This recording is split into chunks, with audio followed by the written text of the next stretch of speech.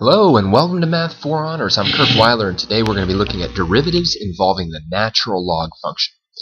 So this is actually our culminating lesson on exponential and log work. It's the last one we're going to do before we move on to trigonometry and the calculus and pre-calculus of trig functions. And today we ask a very understandable follow-up question to yesterday. In the last lesson, we looked at the derivative of y equals e to the x. Today, we'll look at the derivative of its inverse. Now, this is the first time we're really doing this.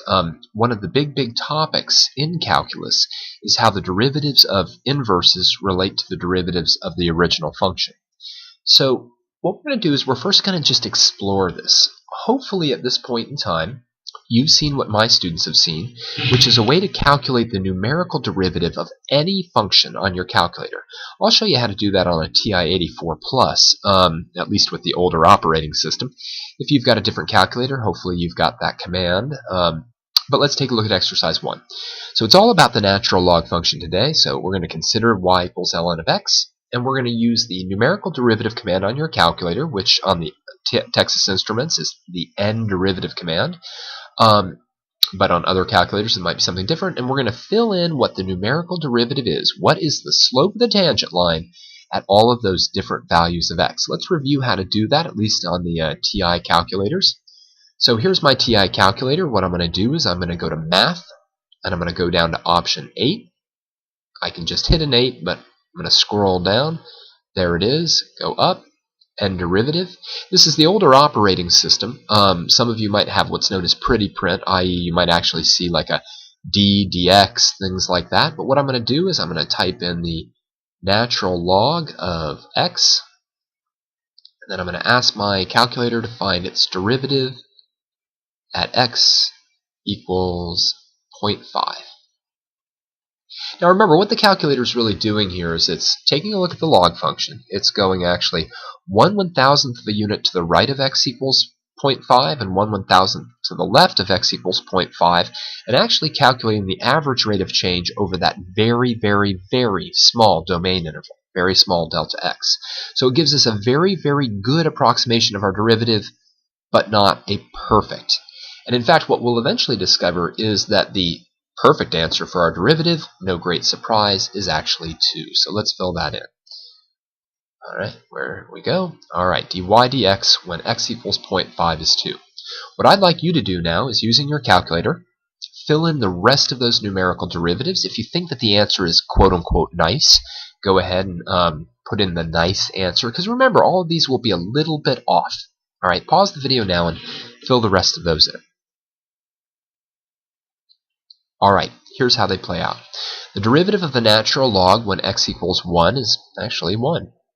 And when it's 0.2, when it's 0.2, the derivative is 0.5. At 3, it's 0.3 repeated, or better yet, 1/3. At 4, it's 0.25, or better yet, 1/4. And at 5, it's 0.2, or better yet, it's 1/5.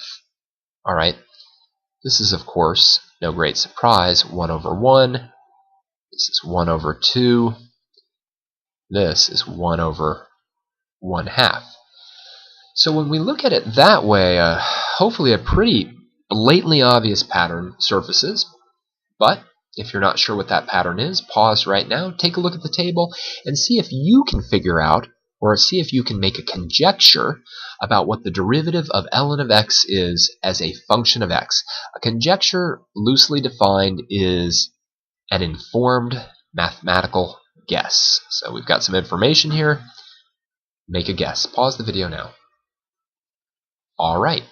Hopefully what you've guessed is that the derivative of ln of x can always be found by doing 1/x. This is really kind of cool. It means that if we have our log function, man, that x-axis just never comes out horizontal for me.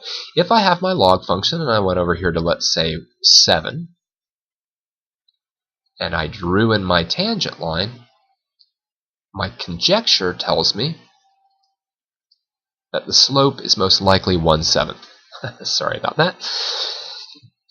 So letter C, prove that the conjecture is correct. Now, this is actually very common in math. You collect data, that is not a proof, but it gives you some empirical evidence. You make a conjecture, and now you try to prove that it's true. And this is neat. All right? Now, what's tricky about finding the derivative of y equals ln of x is that you have absolutely no derivative law to find it. No derivative law that will allow you to find this at this point. You might speculate, like with the exponential functions, we might go with some kind of limit definition. You know, we might say, oh, well, let's do ln of x plus delta x minus ln of x divided by delta x, and then we might let the delta x go to 0. Right? And if we could evaluate this limit algebraically, that would certainly work.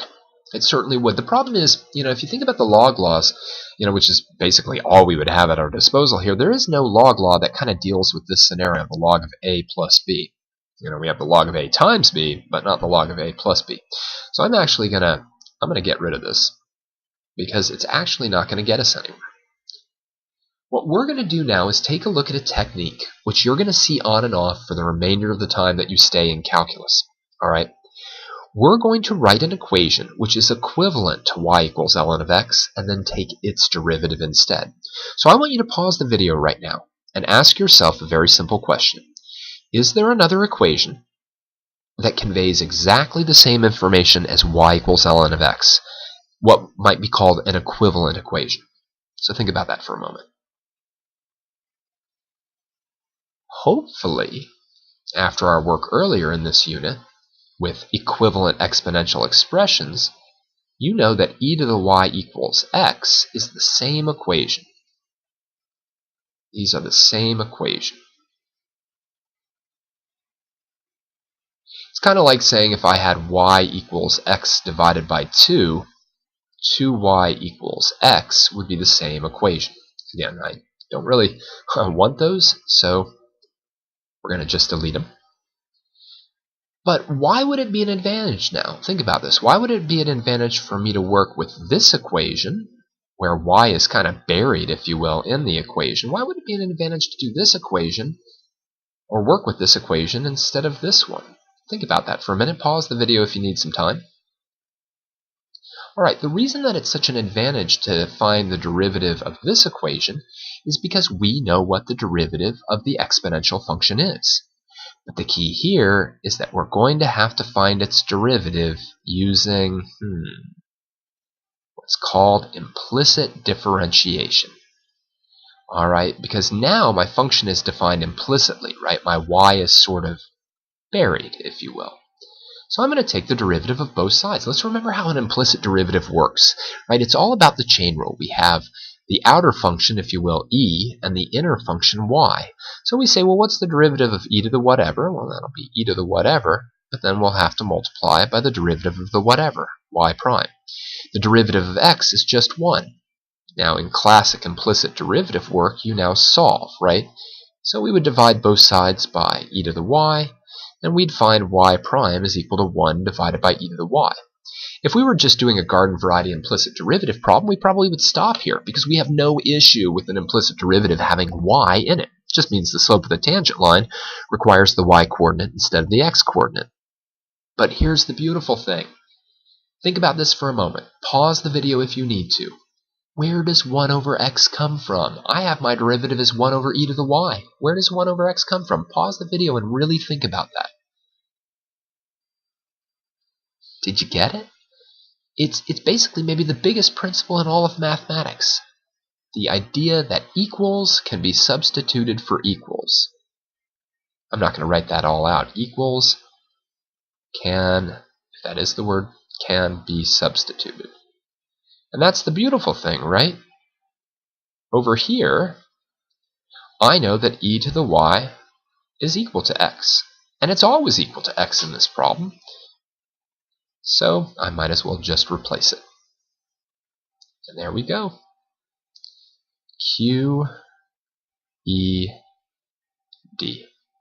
By the way, for the trivial fans, oftentimes, who was it? Euclid. Euclid would always write QED down at the end of his proofs. And that stood, I think, for quod erat demonstratum, that which was to be proved. So we set out to prove that the derivative of ln of x was 1 over x, and we did it. Alright, now we can use it, right? Now, last lesson we figured out that the derivative of e to the x was e to the x. Now we know that the derivative of ln of x is 1 over x, right? So we can start to use that kind of information. Let's take a look at number 2. It says, show using calculus that y equals ln of x is concave down for all values of x within its domain. Pause the video right now and think about how you even approach this problem. Show using calculus that ln of x is concave down. Pause the video if you need a little bit of time to think. Alright, obviously it's all about concavity again, right? Concavity. So what do we know about concavity? Hopefully we know that when a graph is concave down,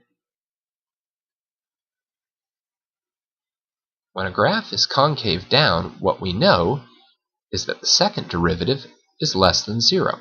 So if I'm asked to show that a graph is always concave down, that's the equivalent of saying, hey, make sure that you can prove that the second derivative is always negative for any values of x that lie within the domain. Now just recall that y equals ln of x actually has kind of a limited domain. You know, I've got its graph sitting right up here. Right? The domain of the domain specifically of y equals ln of x is all values of x that are greater than 0. We don't even get to include the 0. Regardless, let's take the derivative, right? We have to get the second derivative. Let's find the first derivative. Well, we already know the first derivative. The derivative of ln of x is 1 over x, which is of course the same as x to the negative 1. Take a moment now and find the derivative of that, and think about why it always has to be negative. See if you can make that argument. Alright, so the second derivative is really quite easy to find using the power law, right? I would bring the negative 1 down, I would reduce the power by 1, and it's going to be most convenient to think about this as negative 1 divided by x squared. How does that help us? Well, x squared for x greater than 0, actually for any value of x that's not 0, is a positive number. Obviously, negative 1 is a negative number, so we always have a negative divided by a positive, which is a negative. And therefore, since the second derivative is less than 0, we're always concave down. What's kind of fascinating to me, and I haven't thought about this a lot, is the fact that even for values of x that aren't in the domain, it seems to indicate that it's concave down. But I wouldn't make more than that. You kind of know it's concave down, right? If you look at the graph that we have circled here, right, that would definitely have a situation where the tangent line would always lie above the graph. Another one of our definitions of concavity, or of concave down. Alright, whoops, where'd that line come from? Let's get rid of it. So, our next problem, again, every problem from here on out, what we should be looking to do is use that basic idea that the derivative of ln of x is 1 over x to solve a variety of calculus problems that we've seen before. So in exercise number 3, I ask, what is the slope of the tangent to the curve x times ln of x at x equals e squared? So make sure you're doing this without your calculator because you can. Pause the video now and see if you can figure out the slope of the tangent to that curve at that particular x value. Alright, hopefully you got a final answer of 3. Nice problem, and of course the answer is the same as the problem number. Let's take a look. If we're ever asked for the slope of the tangent line, right, then we need to immediately translate that into saying, oh, they just want dy dx at whatever x value they asked for. X equals e squared. So let's figure that out. In order to find this derivative, we're going to have to use the product law. That's going to be pretty easy to do because our two functions are fairly easy.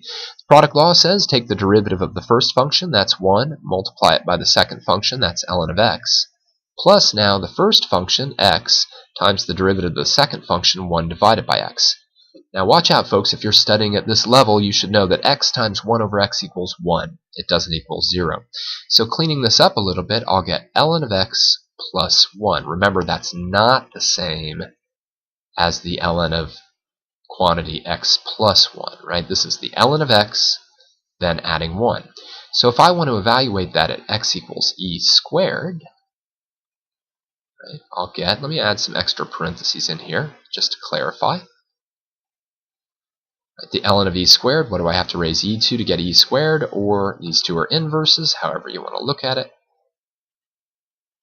and I find my slope is 3.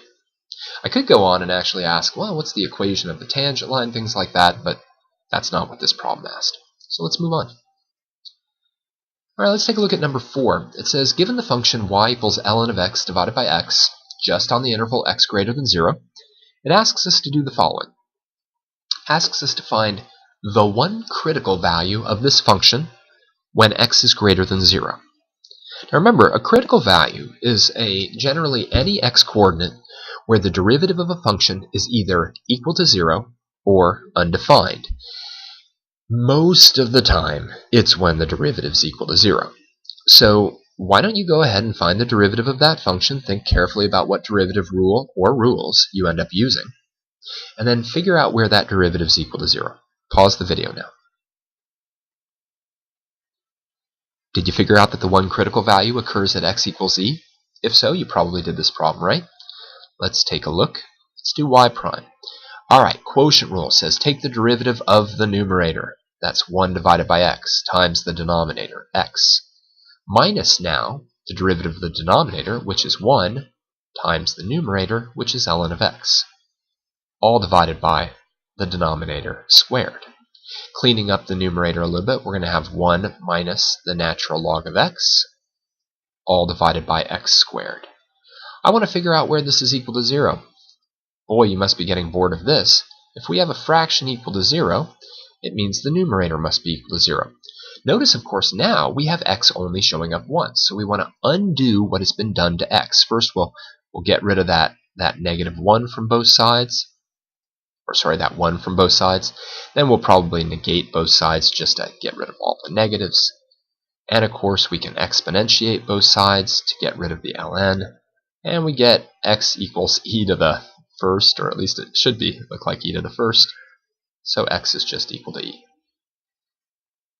Alright, let's take a look at b. b says using the second derivative, determine if this critical value is the location of a relative minimum, a relative maximum, or neither. Now you might be looking at this going, wait a second, I thought the second derivative was used to determine concavity and inflection points and things like that.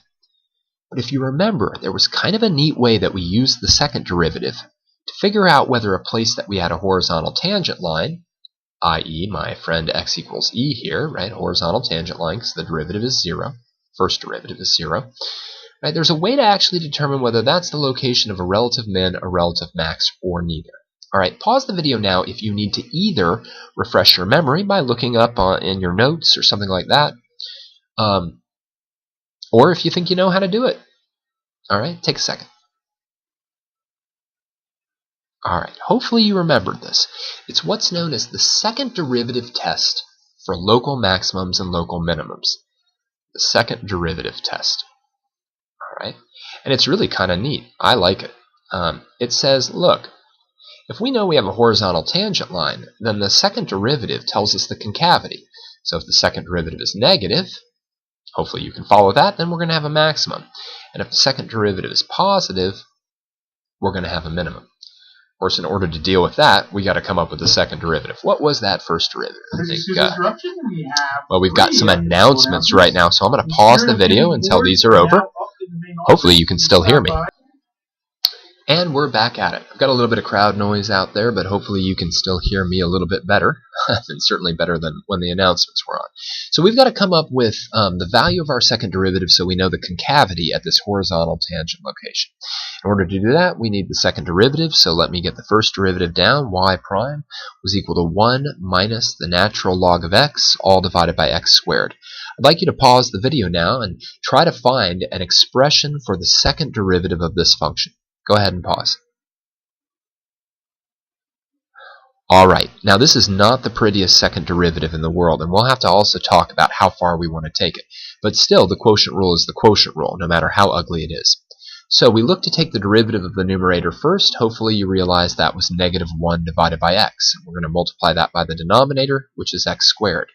Then we're going to subtract off the derivative of the denominator, which is twice x, times the numerator. Be careful with your parentheses use. Now, in a situation where I was maybe trying to, let's say, solve for inflection points, I might want to manipulate this so that it would make it easier to set it equal to 0.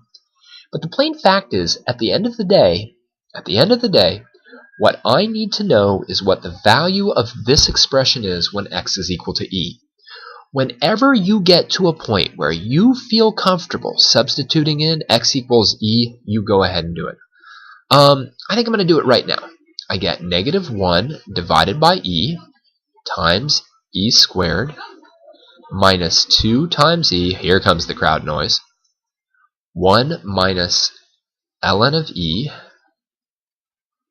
all divided by, what would that be? E squared squared would be e to the 4th. Alright, let's see what we can do with this. What is ln of e? ln of e is 1, right? But then I have 1 minus 1, so all of this parenthesis is equal to 0, all of this. And then, of course, 0 times 2 to the e. 2 times e makes all of this 0. Wow, there's a lot of 0 going on there. Let's simplify this a bit. Negative 1 over e times e squared would be just negative e to the 1st, right? You'd have an e here, cancel it with an e here, but the negative would still hang on. And that e to the 4th is just hanging out in the denominator. So I can say that that's negative 1 over e cubed. Since e is a positive number, this is negative. Okay, so let's think about what that means, right? That means that the graph is concave down. Concave down, but there's a horizontal tangent line. So it means it looks like that, which means there's a local max. Isn't that nice? Second derivative test for local maximums and minimums. Love it, even with an ugly second derivative. Alright, let's take a look at a couple more problems involving derivatives with ln of x. Now, one thing that we haven't really done anything with is what happens when the quantity, when the argument inside of the ln is a function of x. So isn't just x, but is a function of x, like twice x or x squared or x to the 15th. Right? What we want to do is find the derivative of both of these two. And something strange happens, but it's really kind of neat. So pause the video for a second and ask yourself, what major derivative rule would you have to use to find the derivative of those two functions? Did you say the chain rule? I hope you did, because you have a function inside of another function, right? You got your inner function 2x, your outer function ln. So let's do this, because there is something really funny that happens here, and I love it. Right? If I'm going to find dy dx, right, I'm going to use the chain rule. I'm going to totally ignore the 2x. I'm just going to kind of like cover it up, right? I'm going to hide it. Here, I'll just like that didn't work. I'll put my eraser over it, right? And I'll think about what is the derivative of ln of something. Well, it's 1 over the something. It's not 1 over x, it's 1 over the something. But then, of course, I have to multiply it by the derivative of the inner function, which is 2. Those 2's cancel, and we get 1 divided by x. Of course, with y equals ln of 3x, exactly the same phenomena happens. Dy dx is equal to 1 divided by 3x times 3. And we get 1 over x. How cool is that? But it's also very strange if you think about it. The derivative of ln of 2x is the same as the derivative of ln of 1x, and it's the same as the derivative of ln of 3x. What in the world is going on here? Pause the video and see if you know, and let me give you a hint. It has something to do with the log laws. Something to do with the log laws is actually resulting in this. Alright, let's take a look at it. Here's what's going on, and I'll just deal with y equals ln of 2x. We have a log law that says if we take the log of a product, which is exactly what happens here, we can do the sum of the logs. So I'll have ln of 2 plus ln of x. Now I want you to keep in mind I've done absolutely no calculus here. I've just used a log law. No calculus. All pre-calc. But then the beautiful thing about derivatives is that I know that when I have a derivative over an addition, I can distribute the derivative. Now you might be confused. Where's the 1 over x coming from? Well, here's the key to remember. Jeanne Woods, please go to Miss Dunn's room, 2426. Jeanne Woods. Unless you're Jeanne Woods, and then you have to go to Miss Dunn's room. Anyway, the key here is that when we take the derivative of the natural log of 2, we have to realize that the natural log of 2 is just a number. I know that seems strange, but remember, 2 is a constant. So the natural log of 2 is a constant, and when I take the derivative of a constant, I get 0. A lot of people want to say, no, its derivative should be 1/2. No, absolutely not. ln of 2 is a constant. It's about 0.69. The derivative of ln of x is 1 over x, so we just get 1 over x. What's the moral of this story? The moral of the story is that on occasion, it would be an advantage for you to find the derivative of a function involving the natural log, especially if the chain rule comes into play, by first applying log laws to quote-unquote simplify the function and then find its derivative. So if I'm asked to find the derivative in this final exercise of this function, I could certainly do it with the chain rule. I would have to then combine it with a product rule for what's in here. But watch me do it first by applying a log law. So I've got this log of 3 plus the natural log of x squared plus the natural log of e to the negative x. So that's just that log property we used in the last problem. I can do better, though. I still haven't done any calculus. This is the ln of 3. I think I'm going to use that log law that says I can pull the 2 out. So that's 2 ln of x. I think I'll drop the parentheses there, just to be confusing. And then this is really nice, because this simplifies down to just being negative x. So now think about how much simpler this thing's going to be. I can take the derivative of this, the derivative of this, the derivative of this, add them all together. Let's do that. dy dx equals the derivative of ln of 3 is 0 because it's a constant. Don't need to do the product law here, right? I'll just treat that 2 as a multiplying constant that it is. The derivative of ln of x is 1 over x, and of course the derivative of negative x is negative 1.